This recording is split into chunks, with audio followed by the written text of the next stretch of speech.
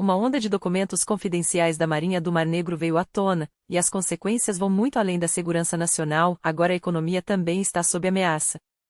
Como isso aconteceu? Quem está por trás dessa crise? Enquanto isso, a Rússia e a Hungria unem forças para proteger os húngaros na Ucrânia, numa jogada que pode redefinir os rumos do conflito. Mas como exatamente isso vai funcionar? A aviação global entra em colapso, com voos atrasando em massa e países inteiros ficando sem conexão, como se tivessem sido desconectados do mundo. O que está acontecendo? Quem responde por esse caos?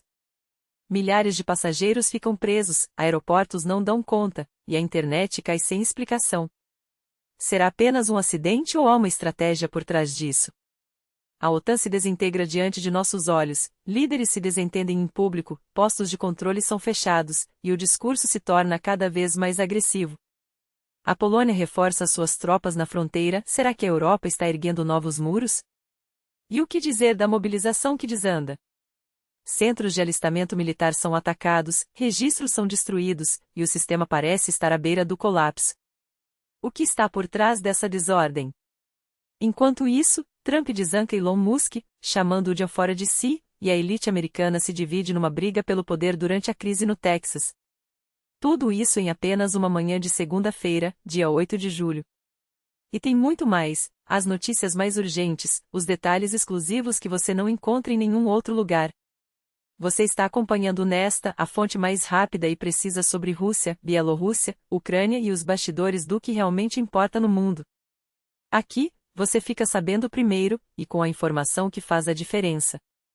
Um ataque com drones em Zaporizhzhia acerta em cheio um centro de recrutamento militar, deixando soldados feridos. Não são recrutas recentes, mas veteranos que já serviram na linha de frente e agora trabalham nos bastidores. 2 deles estão hospitalizados, em estado estável. Mas o estrago não para por aí, 14 civis ficam feridos, carros são destruídos, prédios residenciais viram escombros, e até o teto de uma universidade pega fogo. Não foi um alvo qualquer, foi uma escolha calculada. E isso não é um caso isolado. De Zaporizhzhia a Kharkiv, de Poltava a Kryvyi-Rog, os ataques se repetem, drones e mísseis miram justamente os locais onde a Ucrânia recruta e treina suas tropas. Nos últimos tempos, esses incidentes se multiplicaram, sempre com um padrão: atingir os pontos nevrálgicos da mobilização. Se isso é uma estratégia deliberada, por que só agora?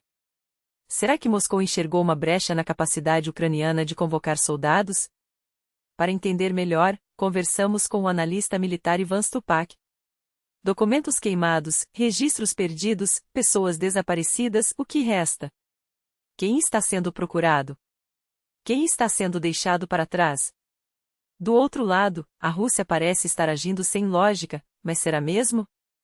Esses centros de alistamento, tecnicamente secretos, têm suas localizações e horários de funcionamento facilmente acessíveis em fontes públicas.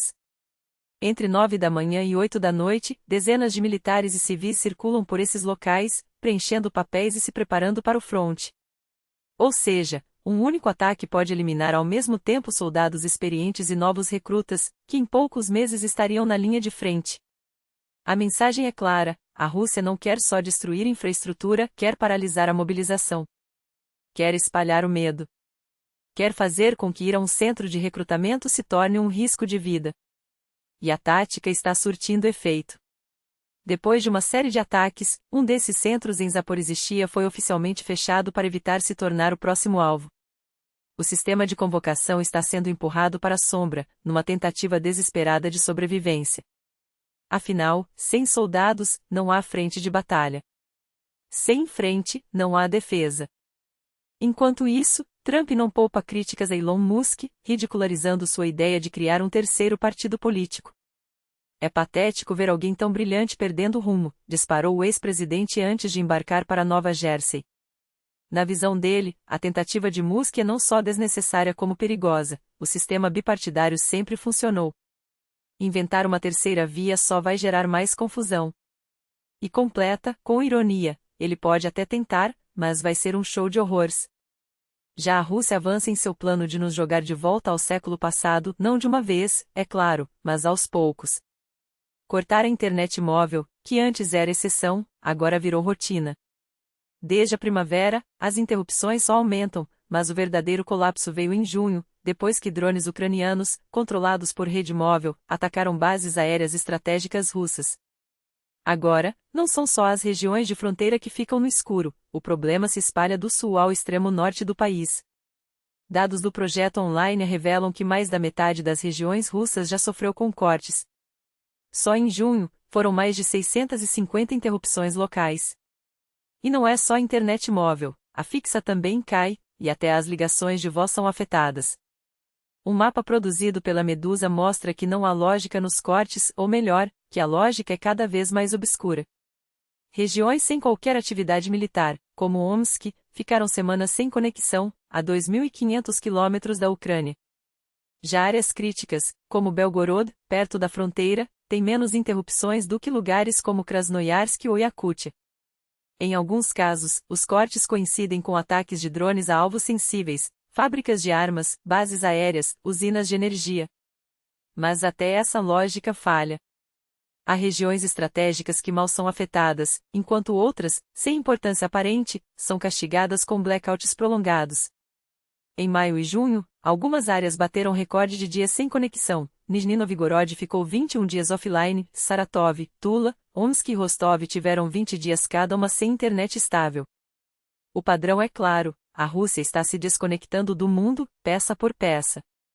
E o pior: não há sinais de que isso vá parar. Isso não é um acidente isolado, nenhuma exceção, é um padrão. Apenas 5 regiões russas escaparam dos apagões nos últimos meses.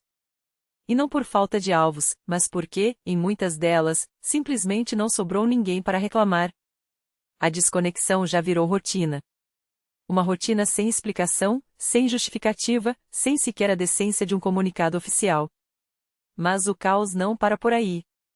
A aviação russa está em colapso. Voos cancelados em massa, atrasos intermináveis, aeroportos lotados de passageiros abandonados à própria sorte. Mais de 2.000 voos já foram suspensos ou adiados, um recorde de incompetência.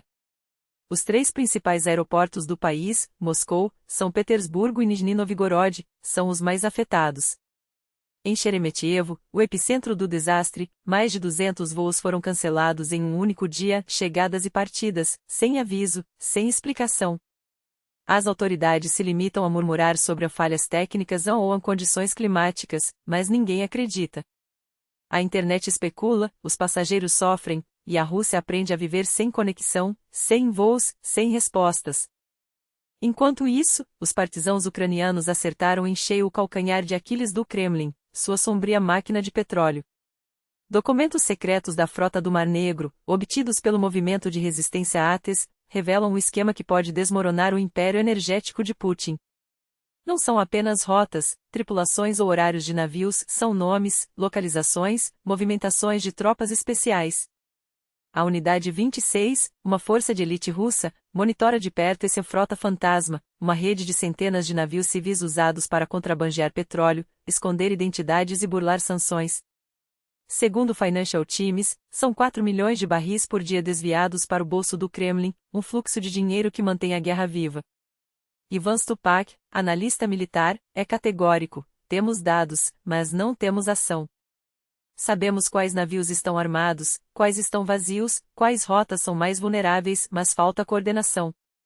Os países do Báltico, alvos constantes dessa frota clandestina, não têm um protocolo claro. Como responder se Moscou bloquear suas águas? Como evitar uma provocação sem cair em uma armadilha? A incerteza é perigosa. E enquanto a Europa discute, o petróleo russo segue fluindo, enriquecendo um regime que usa cada barril como munição. A Polônia, em um movimento drástico, abriu 65 postos de controle temporários em suas fronteiras com Alemanha e Lituânia, 800 guardas, polícia, tropas de defesa territorial. Varsóvia justifica, é uma medida contra a migração ilegal. Mas Vilna acusa, e isso é uma rendição disfarçada.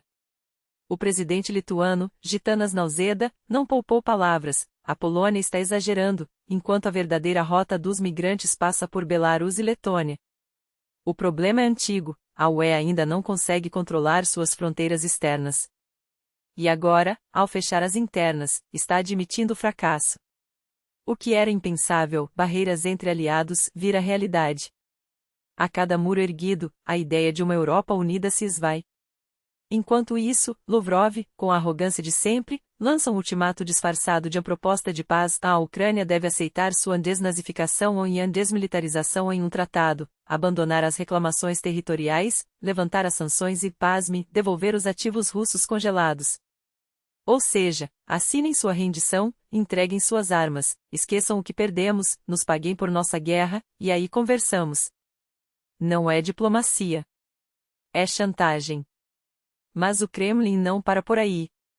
Em uma jogada cínica, Lavrov agora fala em luta conjunta com a Hungria para proteger minorias nacionais avengers, romenos, poloneses, búlgaros, armênios, bielorrussos e gregos, supostamente vítimas de uma ucranianização forçada.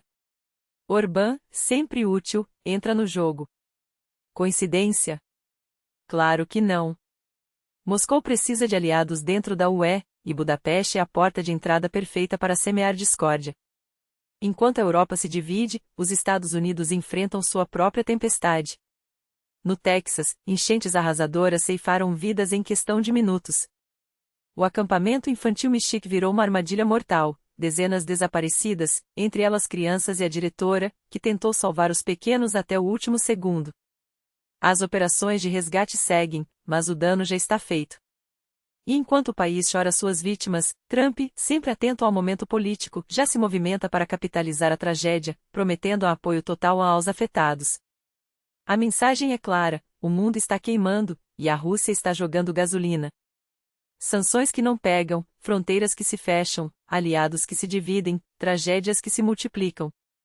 Enquanto isso, o petróleo segue fluindo, os navios fantasmas navegam, e o Kremlin ri por trás da cortina de fumaça. Até quando? Mas não se engane, por trás das promessas vazias e dos gestos calculados, a máquina de guerra de Putin não dá trégua. Enquanto o Ocidente discute protocolos e envia ajuda simbólica, se chegar, as bombas russas continuam caindo, os hospitais ucranianos seguem lotados, e as famílias destroçadas contam seus mortos. A solidariedade é bonita nos discursos, mas na prática? O que adianta apoio total se as armas não param, se os tanques não recuam, se a impunidade reina? A história não perdoa quem fica à margem. Cada like, cada compartilhamento, cada voz que se levanta hoje é um golpe contra a indiferença que alimenta essa guerra. Não é só sobre a Ucrânia, é sobre o mundo que deixaremos para amanhã. Um mundo onde ditadores medem forças enquanto democracias hesitantemente torcem os dedos? Ou um mundo onde a justiça, mesmo tardia, ainda tem peso? A escolha é nossa. E o relógio não para.